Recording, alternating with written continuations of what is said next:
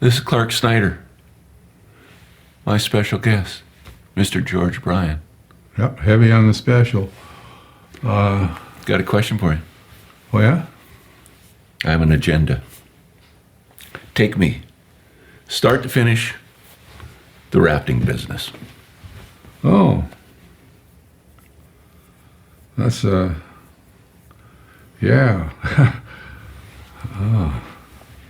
I'm killing a little time here because I'm trying to get my head around that one. Yeah, some of the rafting stories we've taken some really nice trips and some pretty crazy trips too. How was it that you got into the rafting thing? Well, primarily my son, my oldest son. I have two sons. My oldest one, he probably 17, 18 years old. He got hooked up in around Gold Bar area, the Skykomish River. It was the thing was just really getting rolling. The commercial rafting was just getting started. They were using bucket boats, and it's a whole different system.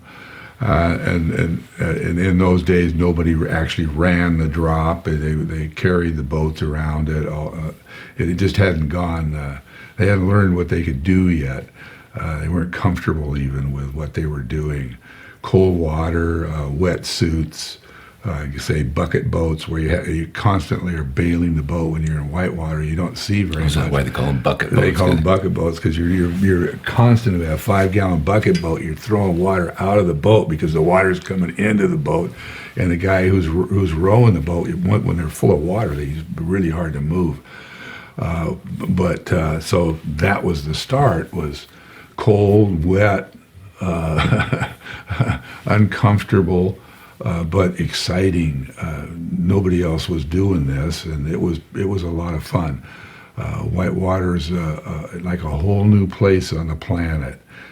Humans have not been in whitewater prior to the inflatable raft. Before that, if you were in whitewater, you were dead. You were in a lot of trouble, yeah. And if you came out the other end, you didn't see much. So, it was a lot of fun. It is a lot of fun. And we got into he was the first one to take a Grand Canyon trip. I hadn't rowed a raft. I had been with him as a passenger, paddle boats on the Sky, but that was pretty much it. And he ended up going down the canyon with his friends and some of the other boaters. And in the process of that, it was somehow I started paying more attention, and within a relatively short period of time, I was on a trip down the canyon with other people.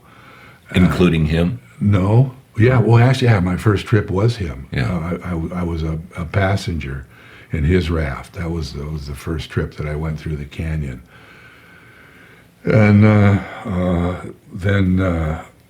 Well, when we came out of that, not too long after that, Lisa and I met and got married, and I wanted to take her down the canyon. So, but I had never rowed a boat before. I didn't know anything about it, and we signed up, got up on a trip with some other people, and I got an hour's lesson in my son's backyard on how to row a boat, and he told me to watch out for house rock. Watch out for house rock, which is the first big rapid you come to. Well, kind of the first. But so I was all tuned in to watch out for house rock, and that was about all I knew.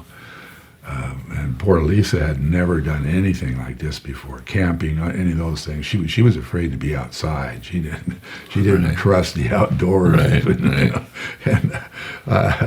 And we head into the Grand Canyon. Yeah, and we took a friend of ours, Jigs Ritchie. We took him with us. We talked him into going, and he got in the boat. He was probably 72, 73 years old then, and he climbed into the boat with us, and off we went with some others.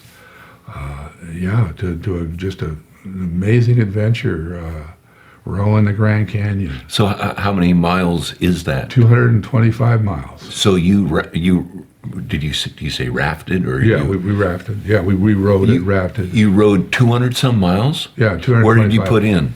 Lee's Ferry is the put in. It's the standard put in, and that's right below the Glen Canyon Dam. In what state is that? That's in Arizona. Okay, and then where do you come out? You come out in Arizona, but you come out on the Peach Springs Indian Reservation, and then you go into Las Vegas. It's about another 3 or 4 hours. You load all your gear up and you head for Las Vegas. So you come off that river, out of that canyon, and usually for 3 weeks. We've been down there for a month.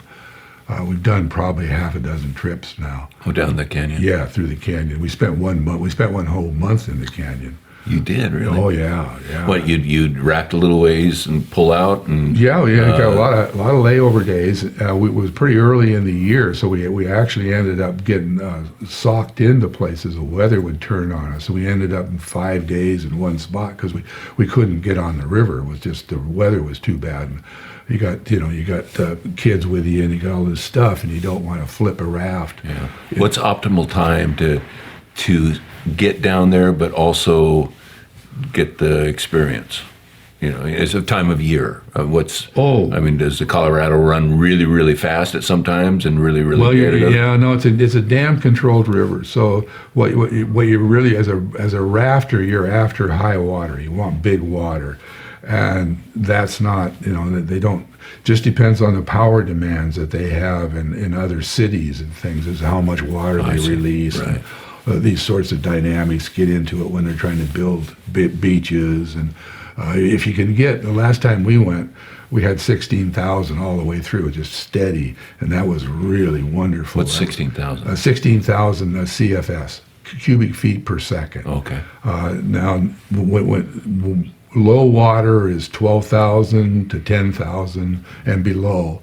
High water is 16 and above, and you really like to have it around 19 or 20,000 because then it gets really it's a thrill, big. right? Yeah, the waves get huge, and it's just the ups and downs of the swells and the compression waves and everything that starts happening in the really big water. Plus the avenues open up. You actually got more room to move in, and or you feel like you do, but it's the bigger, up to a certain point, then it washes out.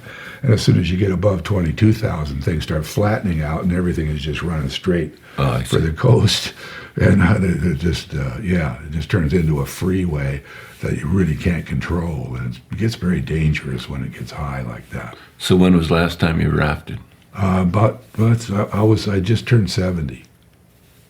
And I went down the canyon. It was my last canyon trip was my 70. I just turned 70, and I swam. I joined the Lava Swim Club, which is lava's the big rapid in the canyon, and the Lava Swim Club is anybody who's swum it. Because you don't want to. It's not this. You don't sign up to join the club. Right. It's just total.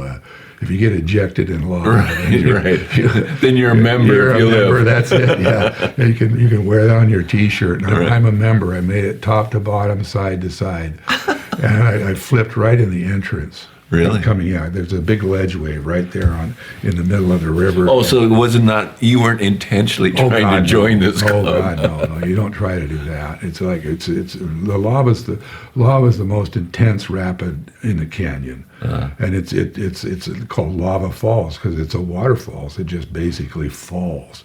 And it falls the greatest distance. And when it gets water in it, most of the water gets shoved to the right, and it forms a V wave, and that's the classic lava run is on the right. And I came in too much. I came in wrong. I flipped in the entrance, swam the rapid. Okay. Yeah. Yeah, it's kind of when you climb out, you're glad it happened, but not until you climb out. And I had an experience with my partner in the video guy, Ned. Ned was just a real outdoor adventure kind of. He was our mentor. He was our leader. Ned was the man, and his nickname was Better Dead Than Ned, and we all loved that. And he just was looked upon because Ned would run anything, both skiing and whitewater. He was the best. Ned had all the mystery moves where you go underwater with your boat and all that sort of stuff. He was really good, and plus he was taking. He was a photographer. He learned photography, kind of self-taught.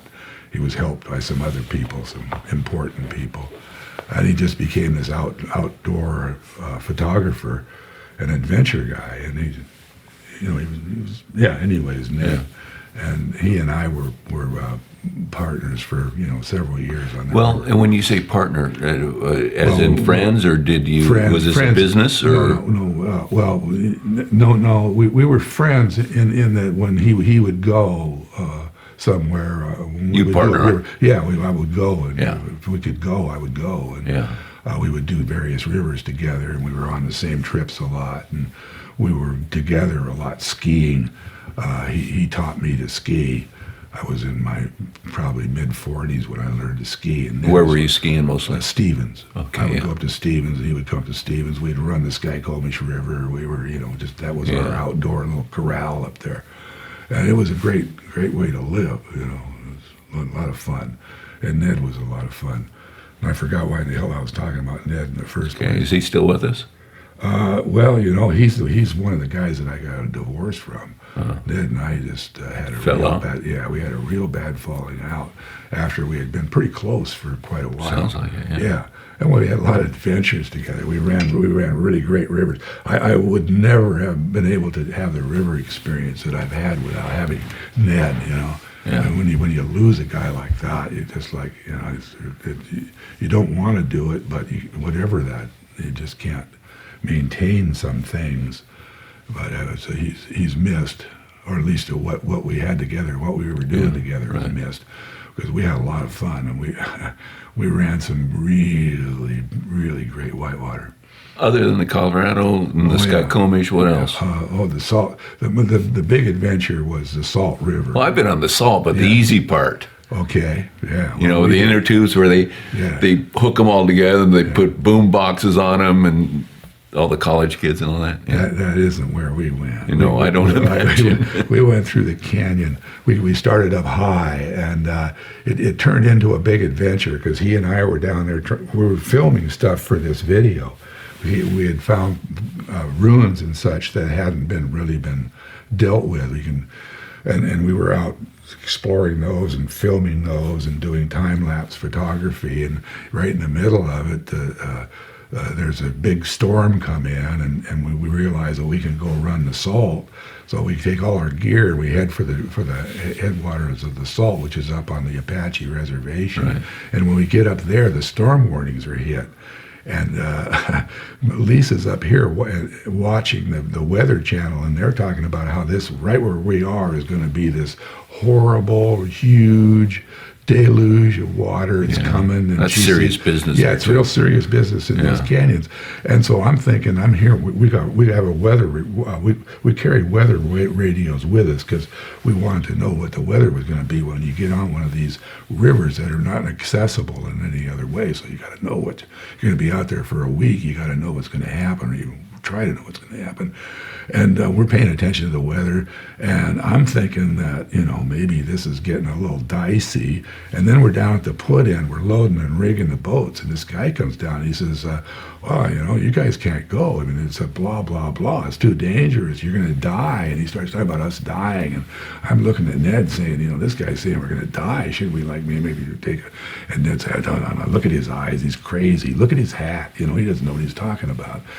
And better dead than Ned, right? Yeah, better dead than Ned. So he just, and we just push our way through, and off on the river we go. And the first 3 days are pretty calm. It's pretty flat. It's not too much action. And then the water is coming. The water is just rising and rising. And right when we hit we hit the middle of that canyon, and we hit it at whatever the height was. It was over 13,000 CFS, which is a huge amount of water for that river, which usually runs below 1,000. Oh, okay. So you're really pumping. There aren't any banks left. The water's running up on the rocks on both sides. Yeah, okay. Everything's gone. It's just like going right out. And it's huge. The river will run into a bank on one side and just come up over the top of the rock and do these big curling waves as it streaks on down the other way, and you're trying to sneak through with your boat, got a loaded boat in there. And I figured that, I've got the camera equipment in the boat, so I'm thinking that Ned's not going to let me get into too much trouble because I got all this expensive stuff, the stuff wrong. He just totally spaced that out, and he wasn't paying any attention at all. And I'm trying to read this river as I'm going down it. And we come around this bend, and here it is. There's a big skull and crossbones painted on the wall, and that was the sign for Quartz Falls. Quartzite Falls is the name of it. And luckily, it had been unrunnable. It was a suicide run up until a couple years before that, when some people had taken some dynamite down there and blown the big rock out of the middle of it, because there was a rock where everything funneled into. Okay. And if you were in that river, you were going to go right into that rock, and it was probably going to kill you. Game over. Yeah, game over. And so they had lost a friend there. They went back and blew the rock up, and then they went to prison for doing that. So it made a lot of news. Everybody knew the rock's gone, And so these are just citizens. Yeah, the river rat. These are boaters that blew the rock up. And we would come around the corner, and I was exhausted from having just, worked as hard as I had so far. And Ned is over on the portage, and he just looked at me and just gave me the, I don't know what to say sign, which from Ned was, that was helpful. And, and supposedly what you do is you come in there and then you portage this thing. But the portage is really awful, and I was really tired. And I just said, we're just going, and just headed out into the middle of Quartzite Falls. And the boat went vertical. Ned later said it was the biggest drop he'd ever seen. And but the boat went vertical in a loaded boat over Quartzite Falls, standing in the frame, and that 14-foot Hypalon raft, it submerged. It took the whole boat underwater. When we came out the bottom of it, we blew out the back of the water pile that was accumulating from the falls. And still sitting in the seat, still had the oars in the oar lock, because all the water's moving forward. Okay. You're underwater, but everything is not it's not tearing at you. You're just being spit out. And out the other end we went. I had made the mistake of letting Ned buy the sun block, because Ned always bought the cheapest thing that he could buy. It was cheap. That made the determination. And he bought the cheapest sunblock you could buy, but it wasn't waterproof. It didn't have anything to, Oh, so shit. I come out of there and I got all the sunblock in my face, and it's in my eyes, and I can't see. And I'm heading into the next rapid, and basically blind. And I managed to get pulled over to the side. I got myself over to the side, and I'm cleaning the sunblock out of my eyes so I can see. And I'm snugged up against this cliff on the left side of the river, and I hear this voice saying, "Help!" And it's up above me, and there's this kayaker. He's like 50 feet up on the face of the cliff. He's got all the gear on and everything. There's no boat or anything, but he's just sitting up on this cliff saying, "Help, wait for me, don't leave me." And he's some guy. Middle of nowhere, right? Yeah, this is the bottom of Quartzite Falls. I mean, you're like 8 days out from civilization. This kayaker's sitting there saying, "Help, help." So he gets down and he gets. So were you able to pull over? Oh yeah, no, I had already pulled over. The only reason that he was able to get my attention was I had pulled over to get the stuff out of my eyes, and so I was stopped on the side of this cliff, and he's up above me, and then he could holler at me if I would have gone by. Or if you had good sunblock, you wouldn't have stopped. Yeah, if he hadn't bought the cheap sunblock, God damn it, I wouldn't have had him. I wouldn't have been able to see. Yeah.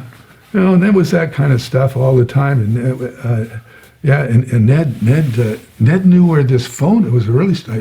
I should have paid better attention, but he knew where this phone booth was out in the middle of the desert. I mean, there's nothing else there but a phone booth, and you could call anywhere for free on that telephone. Is that right? Yeah. And we both called. I called home, called people, and there was no. It never registered. Nothing happened. It went right through, and it was absolutely free. And how he ever found it, I don't know. But That's amazing. yeah, it was amazing. And I didn't write down.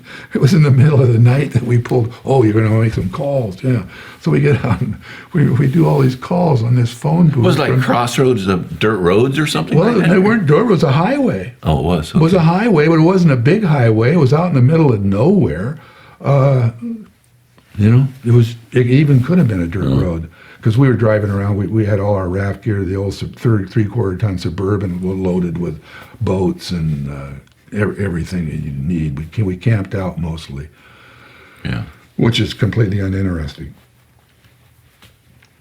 Yeah, that's your rafting. Well, that was just some of the trips. Lisa and I and Jigs, we did the Rio Grande River just basically on a fluke.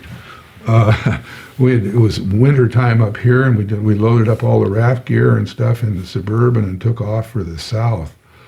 And we were and as we worked our way down through it just kept snowing. I mean, Jesus Christ, it's cold in Utah. The Suburban was covered with ice. We're just constantly plugging, trying to find some sun. And we get sick on the road, and there's all these traumatic things. But we ended up doing the Rio Grande River because we found it in a guidebook, in a river book. Here's the Rio Grande River. And I had talked to a buddy of mine, Flash, on the phone, and he said the Rio Grande he wanted to do it. He never had, but he wanted to. So we headed for the Rio Grande, and we loaded up in El Paso and got all our supplies and great food, and head for the Rio Grande and Terralunga. We ended up in Terralunga, and we put in just above Terralunga. We got a Rattle Snake Rick was our shuttle driver. And we hooked up with Rattle Snake, and we went out to got all the boats everything unloaded at the put in just above Marveas Canyon, and then we did a couple 100 miles on the Rio Grande through the two top canyons, and then the whole set of lower canyons down to Dryden Crossing. We were out there solo for 24 days. Really? Yeah, Lisa, I, and Jigs. He was probably 10, 11 years old at the time. In a 14-foot raft, and it was rugged moving because there's not a lot of water in that river, and this was in like April, so it was already hot. It was hitting 110 during the day. We'd have to hold up under a tarp just to get out of the sun. Yeah, because you can't deal with that heavy. We were cooking quesadillas on the tubes. Just laying them out on the tubes and just cooking right on the raft tubes, And, it was hot, and it was like the African Queen. You end up pushing the boat right. All this stuff in it, and you stop. But it was just a beautiful trip, and so lucky we did that. And again, it was on a fluke. We weren't really. You're just looking for sun, right? Yeah, we're just looking for sun. And then you got more than you had bargained for. Yeah, and we turned around and came back, and my granddaughter we arrived just in time for the birth of my granddaughter. Oh, nice. Yeah, it was just bingo. Everything worked really well on that one. And we've done canyon trips. We've done rivers in Canada. It's been really good way to see the outside river. But working the rivers and trying to make money on it doesn't work. You lose your enjoyment of what you're doing pretty fast. Right. It turns into, there's a certain thing about being a guide in the canyon. There's a thing to it that's just bullshit. It's just they're slaves, you know. Right. They just slave, and somebody else. You got people there that probably shouldn't be there. Well, yeah, and then you're bringing them into a place where they're, you know, it's great that they can do that. I got no argument with that. But it is a life or death situation. Given Yeah, sure. And most of the accidents in the canyon happen not on the whitewater, and very few happen on the whitewater. They happen on the bank. People at night, they drink too much, they fall in the river. Is that right? Wherever that happens, that's where the people get killed. And that's the biggest problem they have down there. And you'll be in the bottom of the canyon, and the temperature will be over 100, and there'll be somebody that's getting ready to walk back out. And, you know, this is a person that weighs a lot. You know, that weighs a lot. They're big people, and they're gonna climb that canyon side. Did they climb down? They're gonna climb back. They have to go down and up in one day. And it's just amazing that they are littered with bodies, because that is a climb.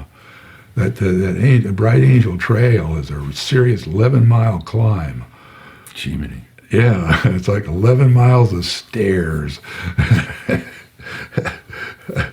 Yeah, but you know, the rivers have been good, and there's just a lot of good whitewater in this part of the country, and the Wenatchee River is a great river.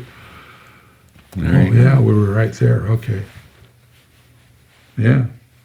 And I don't, really know what else to say about it other than anybody that has enough energy to do it, because it's right in front of us. It's available to all of us. And once your gear is established, your expenses go way down. You know, it's not like skiing, where skiing costs a lot of money. It's a lot of fun, but it costs a lot of money. Yeah. And you can take yourself out. There you go. We're going to pause now.